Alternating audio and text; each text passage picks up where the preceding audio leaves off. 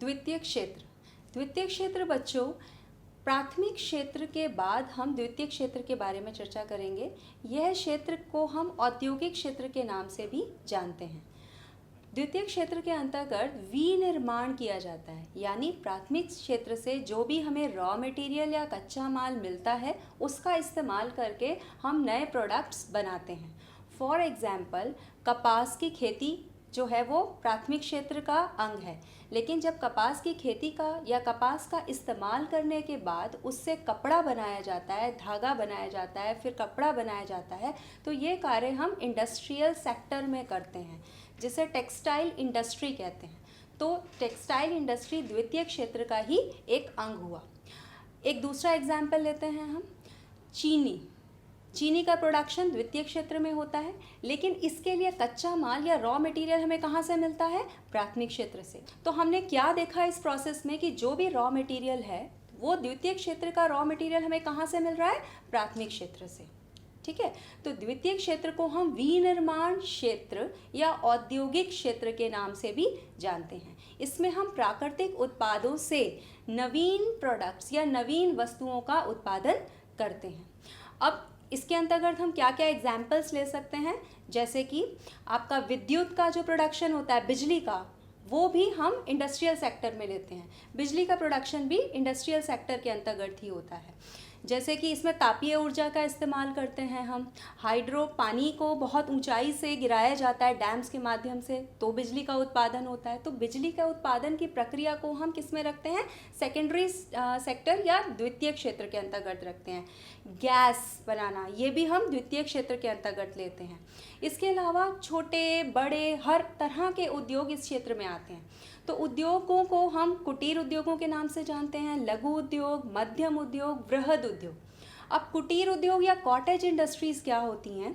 ये वो इंडस्ट्रीज़ हैं जो बहुत कम पूंजी में शुरुआत की जाती हैं, और ये इंडस्ट्री मुख्यतः ग्रामीण क्षेत्रों के विकास के लिए शुरू की गई हैं। और ग्रामीण क्षेत्रों में इस तरह की इंडस्ट्रीज़ लगाने से वहाँ के लोगों को रोज़गार मिलता है, जिससे कि उन्हें पलायन नहीं करना पड़ता। क्योंकि क्या होता है ना, प्राथमिक क्षेत्र में कृषि आती है, तो गांव में का जो मुख्य व्यवसाय है वो कृषि होता है, तो वो लोग कृषि में ही लगे होते हैं गांव के लोग। लेकिन कृषि कार्य मौसमी होता है, जो पूरे वर्ष काम नहीं होता। तब जब उनके पास काम नहीं होता तो वो बेरोजगार हो जाते हैं। तो ऐसी स्थिति के लिए छोटे छोटे कुटीर उद्योग धंधे सरकार द्वारा शुरू किए गए। लोगों को मोटिवेट किया गया कि आप कम पूंजी में, सरकार मदद भी देती है, इसके लिए बहुत सारे फाइनेंशियल इंस्टीट्यूशंस भी हैं, जिनके बारे में हम नेक्स्ट चैप्टर में चर्चा भी करेंगे आगे की क्लास में। लेकिन अभी फ़िलहाल आपको हम बता रहे हैं कि बहुत सारे ऐसे बैंक्स हैं, छोटे छोटे फाइनेंशियल इंस्टीट्यूशंस हैं, जो इन कॉटेज इंडस्ट्रीज़ के लिए लोगों को ऋण उपलब्ध कराते हैं, लोन देते हैं। इसके अंतर्गत इन इंडस्ट्रीज़ में हम किन किन चीज़ों को ले सकते हैं, जैसे अगरबत्ती बनाना, दिया सिलाई बनाना, बांस से टोकरी बनाना, जूट के छोटे थैले, खिलौने, छोटी छोटी चीज़ें बनाना, ये सब चीज़ें कॉटेज इंडस्ट्री के अंतर्गत आती हैं। तो ये कॉटेज इंडस्ट्री जो है वो हमारी ग्रामीण अर्थव्यवस्था को या ग्रामीण क्षेत्रों में रोज़गार देने का प्रमुख साधन है। इसके बाद बात आती है लघु उद्योगों की। अब भाई, कुटीर उद्योग और लघु उद्योग में फ़र्क क्या है? जब हम ये कहते हैं कि कुटीर उद्योग भी कम पूंजी से शुरू होता है और लघु उद्योग, जैसा कि शब्द से क्लियर है, वो भी छोटी स्मॉल स्केल इंडस्ट्री है, वो भी कम पूंजी से शुरू होता है। तो इन दोनों के बीच में पूंजी का जो अंतर है वो क्या है? जो कॉटेज इंडस्ट्री है या जो कुटीर उद्योग है, उसकी मैक्सिमम लिमिट 1 करोड़ होती है, लेकिन जो लघु उद्योग है वो 1 करोड़ से लेके 5 करोड़ तक की जो हमारी लिमिट है उसके अंतर्गत वो स्थापित किए जाते हैं।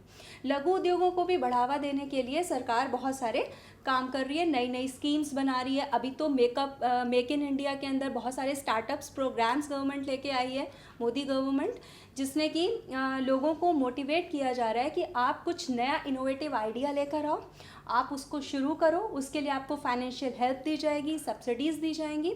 और ये सब काम क्यों हो रहा है? रोज़गार को बढ़ाने के लिए, क्योंकि भारत में बेरोज़गारी बहुत अधिक है। तो लघु उद्योग हुए। उसके बाद मध्यम श्रेणी के उद्योग, वो क्या हुए आपके? 5 करोड़ से अधिक और 10 करोड़ से कम तक की लागत वाले उद्योग मध्यम उद्योग की श्रेणी में आते हैं। और फिर उस 10 करोड़ से ज़्यादा आपके वृहद उद्योग होते हैं। जो वृहद उद्योग होते हैं इसमें सब बड़े बड़े स्केल कोर इंडस्ट्रीज़ आती हैं, जैसे कि iron and steel industries, cement industries, ऐसी इंडस्ट्रीज़ जिनको खड़ा करने के लिए बहुत भारी मात्रा में निवेश की आवश्यकता होती है।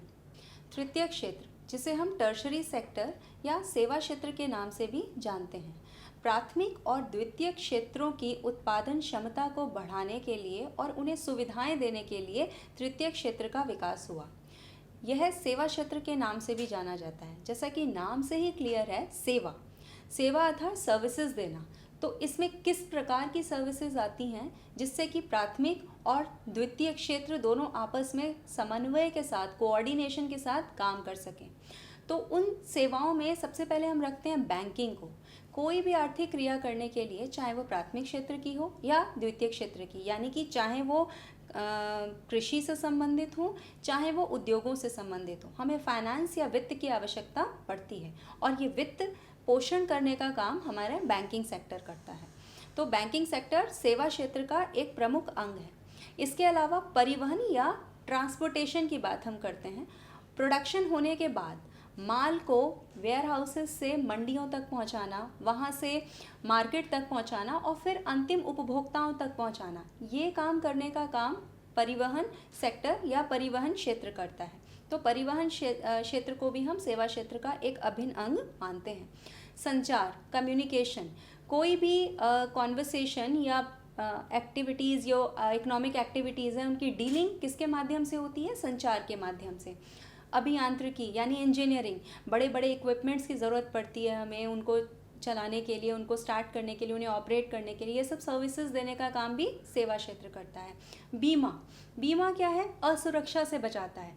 मान लीजिए खेतों में आग लग जाए अचानक से, या बाढ़ आ गई, सब नुकसान हो गया, तो अगर बीमा कराया होगा उसके अगेंस्ट किसान ने, तो उससे जो उसके साथ नुकसान हुआ है उसकी भरपाई हो सकती है। ऐसे ही उद्योगों के क्षेत्र में भी हो सकता है, उद्योग में आग लग जाए, कुछ चोरी हो जाए, तो उसके लिए भी बीमा होता है। तो बीमा सुरक्षा प्रदान करता है। भंडारण, स्टोरेज, जो भी उत्पादन हुआ उसको स्टोर करके रखना है। वेयर हाउसेस में भंडार गृह जो होते हैं जहाँ पर सामान को स्टोर करके रखा जाता है, तो ये भी एक तरह की सेवा है जो नितांत आवश्यक है।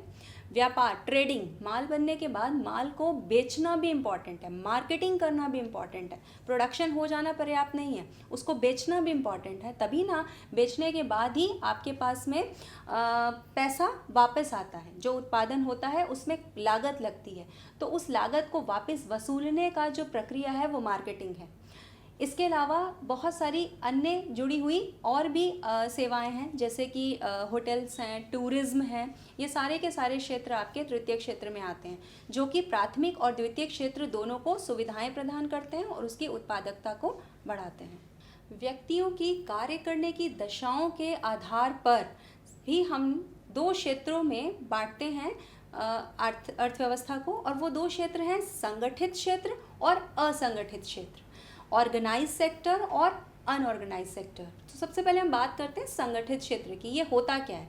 जैसा कि नाम से ही स्पष्ट है कि संगठन की बात हो रही है। यहाँ पर जो भी काम होता है वो किसी प्राइवेट लिमिटेड कंपनी के माध्यम से होता है, जो ऑर्गेनाइज्ड वे में काम करती है, जिसमें कार्य करने की जो अवधि होती है वो नियमित होती है, सरकार के द्वारा इसका पंजीकरण किया गया होता है।